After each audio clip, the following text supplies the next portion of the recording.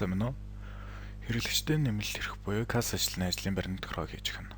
Хэрэглэгчтэй нэмэлт эрх зэс рүү ороод хэрэглэгч бүлэгт тухайн ажилтнаа сонгож өгнө. Үүний дараа тухайн касс ажилтнаа зөвшөөрсөн эрхүүдийн өмнөх цонхыг чиглэж өгнө.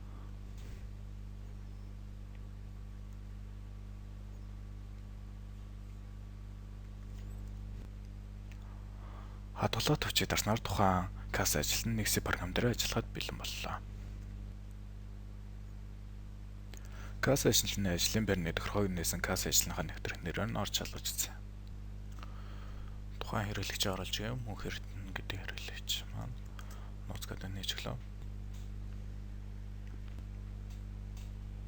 Нэгсийн програм нэгэд касс ажилтны ажиллах талбар автоматар нэгдэж байна.